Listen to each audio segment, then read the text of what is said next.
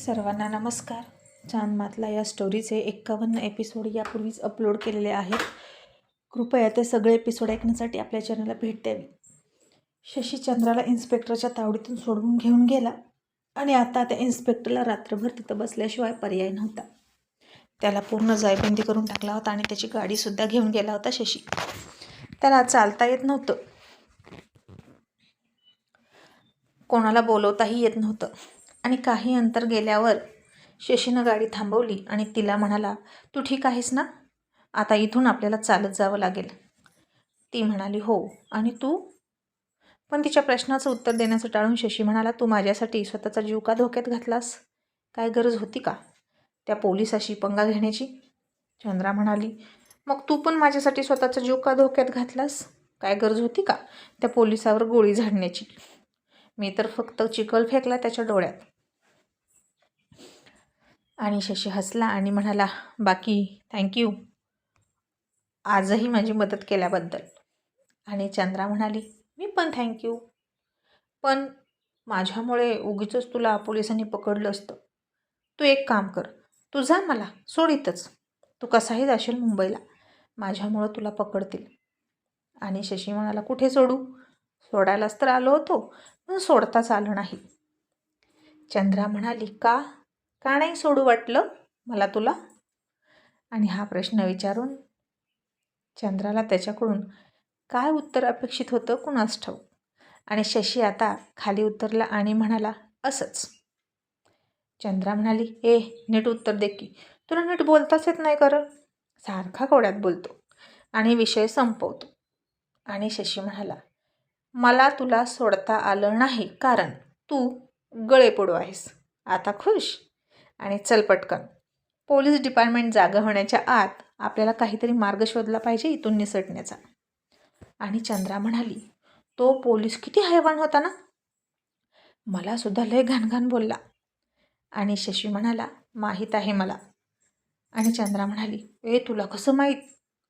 आणि शशी म्हणाला, पोलिसांची आणि माझी विशेष मैत्री आहे, अगदी गहिरी, असं शशी कोड्यात बोलला. आणि चंद्राला वाटलं, आता तो भांडला होता त्या पोलिसाशी आणि मैत्री आहे असं कसं म्हणतो. पण शशीचं विरोधाभासाचं बोलणं भोळ्या चंद्राला कळलंच नाही आणि आता झुंजू मुंजू होत आलं. चंद्रा शशी एका तालुक्याच्या गावातल्या चौकात पोहोचले आणि शशीला दिसलं की मुंबईच्या दिशेने जाणारा भाज्यांचा टेम्पो भरला जात आहे आणि त्यातून आपण सहज मुंबईला जाऊ शकतो. आणि तो टेम्पोचा ड्रायव्हर भाज्यांची काही पोती आणून टाकून आणखीन पोती आणायला गेला होता. तसं शशीनं पटकन दोघांच्याही बॅग आतमध्ये टाकल्या. चंद्राला आतमध्ये चढवण्यासाठी त्यानं तिच्या उघड्या कमरेला पकडलं आणि म्हणाला, चढ पटकन. तसं वर चढण्यासाठी एक पाय वर दिलेली चंद्रा खूप शहारली आणि पटकन खाली उतरली. त्याच्याकडे एक टक पाहायला लागली. आणि शशी म्हणाला, अगं असं काय बघतेस, चढ पटकन. मला पण चढायचं आहे, तो ड्रायव्हर यायच्या आत आपल्याला चढायला पाहिजे, असं म्हणून त्यानं पुन्हा तिचं तोंड पुढे केलं, पुन्हा कमरेला पकडलं तिथंच. आणि तसं चंद्रानं घट्ट डोळे मिटून घेतले आणि गुपचूप वर चढली. आणि आता शशीसुद्धा पटकन वर चढला. दोघांच्या बॅगवर एक पोतं टाकलं, दुसरं पोतं दोघांच्याही अंगावर ओढून घेतलं. इतक्यात ड्रायव्हर आला आणि त्यानं आणखीन एक पोतं तिथं टाकलं आणि त्यावर दाब दिला जागा करण्यासाठी. चंद्राच्या आणि शशीच्या अंगावर आता पोत्यांचा भार पडायला लागला आणि चंद्राला ऑक्सिजन मिळेना म्हणून अस्वस्थ तिला वाटायला लागलं. मग तो ड्रायव्हर पुन्हा दुसरं पोतं आणायला गेला आणि शशीनं आता तिच्या भोवती हवा खेळती राहावी म्हणून तिला पोत्याला टेकवून स्वतः दोन्हीकडे 2 हात टेकून तिच्या अंगावर वाकून उभा राहिला. थोडक्यात झोपला म्हणायला हरकत नाही. आणि आता दोघांनीही एकमेकांच्या डोळ्यात पाहिलं आणि चंद्राच्या छातीची धडधड आता खूप कमालीची वाढायला लागली. आणि शशी म्हणाला, सॉरी, पण दुसरा पर्याय नाही, नाहीतर तुला खूप गुदमरेल आणि मलाही गुदमरेल. चंद्रा आता काहीच न बोलता दोन्ही हात पोटावर ठेवले आणि नजर खाली झुकवली. तिची नजर आता शशीच्या छातीकडे जायची आणि आता इकडे तिकडे बघायला शशीला सुद्धा चान्स नव्हता. त्याला चंद्राचे डोळे दिसायचे, तिचं कपाळ दिसायचं आणि टपोरे डोळे बघून त्या डोळ्यांमध्ये ओलसर प्रेमाची झलक दिसायची आणि त्यालासुद्धा काय करावं ते कळत नव्हतं. आणि तो सतत ओठ दाबून ओठांवरनं जीभ फिरवायचा आणि ते सगळं बघून तर चंद्राला आणखीनच कसं तरी व्हायचं. आता त्या ड्रायव्हरनं आणखीन 2 पोती आणून टाकली आणि दाबली शशीच्या पाठीवर. तसा शशी पटकन चंद्राच्या अंगावरच पडला आणि आता दोघांचं शरीर एकमेकाला चिकटलं आणि गळ्यात गळा होता. हात मात्र तसेच बाजूला आणि शशी छातीपासून निम्मा वर तिच्या अंगाला होता आणि बाजूला पटकन निघायला सुद्धा जागा नव्हती, कारण 4ही बाजू पॅक झाल्या होत्या. इतक्यात टेम्पो सुरू झाला.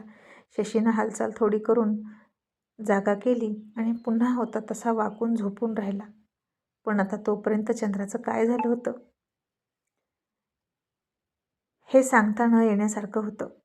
त्याच्या इतक्या जवळ असण्यानं आणि स्पर्शानं चंद्रा लाजून लाजून चंद्रमणासारखी पाझरू लागली आणि ती स्वतःची न राहता त्याची व्हायला सुरुवात झाली. ओठातल्या ओठात, गालातल्या गालात गोड हसत होती आणि आता ती त्याच्या नजरेला नजरसुद्धा मिळवत नव्हती, कारण जर नजरेला नजर मिळाली असती तर आता नक्कीच तिच्याकडून हद्द पार झाली असती. आणि त्याच वेळी शशीची नजर तिच्या मनगटावर गेली. मनगटातून बांगड्या फुटून रक्त येत होतं आणि त्याला फार वाईट वाटलं.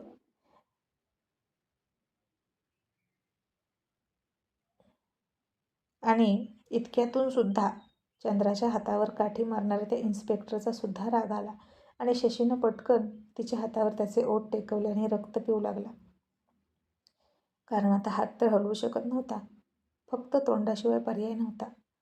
आणि हे तो काय करतोय हे तिला कळेना आणि तिचं हृदय जोरात धडधड करायला लागलं. आणि हा नेहमी असाच रक्त पितो का, रक्तपिपासूसारखा, असं कोडं तिला पडलं. आधी ते विंचूचं विष आणि आता हे बांगड्या फुटून आलेलं रक्त. आणि शशीनं तिच्या मनगटावरचं रक्त पिलं आणि काही वेळ शोषल्यानंतर रक्त यायचं बंद झालं आणि त्यानं तिच्या मनगटावरून तोंड बाजूला केलं. तिने खूप खूप मादक आणि प्रेमळ नजरेनं एकदाच त्याच्याकडे बघितलं आणि तिच्या नजरेतलं प्रेम त्याला कळलं. आणि शशी म्हणाला, ते तुझ्या मनगटातून रक्त येत होतं ते बंद केलं, नाहीतर खूप रक्त गेलं असतं, सॉरी. आणि चंद्रानं आता त्याच्या ओठांकडे बघितलं आणि तिच्या हातानं त्याच्या ओठांना लागलेलं रक्त तिनं तिच्या अंगठ्यानं पुसलं. त्याचा ओठ थोडा जास्त घासला तिच्या अंगठ्यानं. तसं शशीच्याही शरीरात कसं तरी व्हायला सुरुवात झाली आणि आग पसरायला लागली. तोही तिच्याकडे टक लावून पाहू लागला आणि ती म्हणाली, रक्त लागलं होतं म्हणून पुसलं, मी पण सारी. आणि आता त्याच्यासारखीच इंग्लिश बोलली आणि त्याला हसायला आलं, कारण ती चुकीचं इंग्लिश बोलली होती. आणि मग शशीनं थोडं इकडून तिकडून काही दिसतंय का ते बघण्यासाठी नजर वळवली आणि त्या टेम्पोच्या फटीतून त्याला दिसलं की रस्ता माळरानाचा सुरू झाला आहे. इथं माणसांची गर्दी नव्हती. आणि मग त्यानं आणखीन ती पोती जोर लावून बाजूला सरकवली. चालू टेम्पोमध्येच त्या दोघांसमोर एकावर एक अशी पोती ठेवली आणि तो तिच्यापासून लांब होऊन बसला. आणि आता कुठे दोघांनाही जरा बरं वाटत होतं आणि हवा मिळत होती. आणि इतक्यात इकडे मुंबईमध्ये पांडू रविशेठकडे आला आणि मला, बाबा, छोटे शेठ किती दिवस झालं गेले आहेत, त्यांची काही खबर आहे की नाही, ते कोणत्या अडचणीत तर नसतील ना. रविशेठ थोडे चिंतित झाले.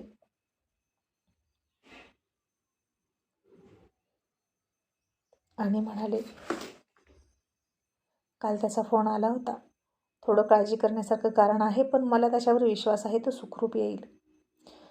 आणि रविशेठने त्याच्या माणसांना सांगून वकिलांना निरोप पाठवला. काही मिनिटातच वकील हजर झाले आणि रविशेठ म्हणाले, जामिनीचे कागद तयार करा. वकील म्हणाले, बाबा, कोणासाठी जामीन? रविशेठ म्हणाले, माझाच, कारण मी कोणाचं तरी नरडं सोडवणार आहे. तसे पांडू आणि वकील बुचकळ्यात पडले. पण कोणाबद्दल बोलत आहेत रविशेठ हे विचारण्याची हिंमत नाही झाली त्यांना. आणि रविशेठने त्यांच्या आणखीन एका विश्वासू मुलाला फोन केला आणि म्हणाले, सूरज आणि मिथुन, दोघेही मला मंदिरामध्ये हवे आहेत. At any cost, in 24 hours. काहीही करा, कुठेही घुसा, मरा किंवा मारा, पण मला ते दोघे हवे आहेत. आणि आता कसं काम करायचं? असं काम करायचं म्हणजे शशी हवाच. कारण अशी कामं तो खूप शिथापीने करतो.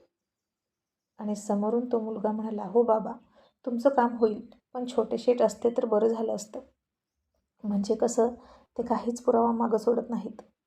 रवी शेठ म्हणाले, तो येईल तेव्हा येईल, तोपर्यंत तुम्ही कामाला लागा, तुम्ही सुद्धा माझे शेर आहात. आणि मग ते 2 दगाबाज लांडगे अजित इथं यायच्या आत मला हवे आहेत. त्यांच्यापुढे 2 ठिकाणी पोलिसांनी धाड टाकली आहे. नशीब आपला कोणी मुलगा त्यात सापडला नाही. आणि समोरून उत्तर आलं, हो बाबा. आणि त्यांचा माणूस मिथुन आणि सूरजला पकडण्यासाठी सल्याच्या गँगमध्ये घुसले आणि आधीच तिथे जाऊन सल्यासोबत प्लॅन केला आणि म्हणाला की तू त्या दोघांना आमच्या ताब्यात दे, तुला हवं ते मिळेल. बाबांनी निरोप पाठवला आहे की तुझी आणि त्यांची दुश्मनी एकीकडे, पण या 2 दगाबाजांना त्यांना वठणीवर आणायचं आहे. आणि सल्याला तर काय, त्याने लगेच मिथुन आणि सूरजचा पत्ता सांगितला आणि पैसे घेतले. कारण अशी इतर गँग सोडून आलेल्या आपल्या गँगमध्ये आलेली माणसं कधी ना कधी दगाबाज असतातच, विश्वासाच्या लायकीची नसतात. खाल्लेल्या मिठाला आधीच्या ठिकाणी ते जागत नाहीत, मग आपल्याशी तरी ते का प्रामाणिक राहतील, असं सल्याचं मत होतंच. आणि मिथुन आणि सूरज त्याच्याकडे येऊन फसले होते. त्यांचा धंदा असा बेभरोशाचा होता आणि सल्याचं सुद्धा बरोबर होतं. स्वतःच्या सावलीवर सुद्धा कोणी विश्वास ठेवू शकत नव्हतं. आपल्यालाही ते कधी पण दगा देतील.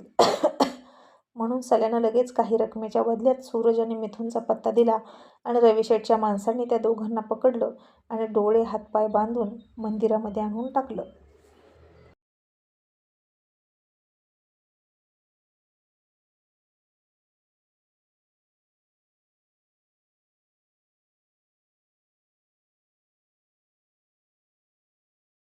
आणि रविशेठला फोन करून सांगितलं की बाबा, काम फत्ते झालं. आणि रविशेठ म्हणाले, वेल डन, आता या बोकडांचा बळी लवकरच देऊ. असं म्हणून त्यांनी वकिलाला सांगितलं की मला पुन्हा कसलंही लपड नकोय. वेळेवर सगळी कामं नाही झाली, जामीन नाही मिळाला तर तुझा पत्ता कट होईल. आणि असा तसा नाही, कायमचा. तसा तो वकील घाबरला आणि म्हणाला, बाबा अहो, असे चिडताय का? मी कधी तुमचं काम केलं नाही का? कधीच मी तुमच्या केसालाही धक्का लागू दिला नाही आणि आत्ताही तुमच्यापर्यंत पोलीस पोहोचू शकत नाहीत. माझ्यावर विश्वास ठेवा. आता हा धंदाच असा, धंदा म्हणजे आधीच पोलीस, वकील, कोर्ट कचेऱ्या सगळे खिशात घालूनच फिरावं लागतं. गुन्हा करतोय हे आधी वकिलांना सांगावं लागतं. कारण असं म्हणतात की वकील आणि डॉक्टर यांच्यापासून काहीच लपवून ठेवू नये. म्हणून आधी त्यांच्या वकिलांना सांगतात, मी असा असा खून करायला जातो आणि तू जामीन रेडी ठेव.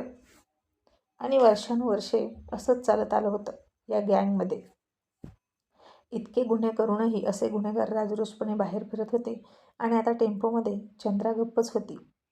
आणि काहीतरी बोलावं म्हणून शशी तिला म्हणाला, बाकी तू इंग्लिश बोलायला शिकलीस बरं का, सारी. असं म्हणून शशी हसायला लागला. तसं चंद्रानं त्याच्या तोंडावर हात ठेवला आणि म्हणाली, अरे हळू हस की, तुला काही कळतं का? आणि शशी म्हणाला, ओके बरं, आता थँक्यू म्हण बरं. आणि चंद्रा चिडून म्हणाली, कशाला, मला हसायला का? मला नाही येत तुझ्यासारखं इंग्लिश फिंग्लिश बोलायला. मी कुठे शिकली आहे जास्त तुझ्या इतकी? आणि तू किती शिकलाय ते मला पण माहीत नाही, सांग की किती शिकलास? आणि आता शशी गर्वानं, फार फार गर्वानं घसा साफ करून म्हणाला, मी मास्टर आहे. आणि चंद्रा म्हणाली, मास्तर? अरे देवा, म्हणजे 7वी शाळा झाली म्हण की तुझी. आणि शशीनं तिच्याकडे चकित होऊन बघितलं, कारण त्याच्या MA मास्टर डिग्रीचा तिनं 7वी पास मास्तर करून टाकला होता आणि शशीचा गर्व गळून पडला होता.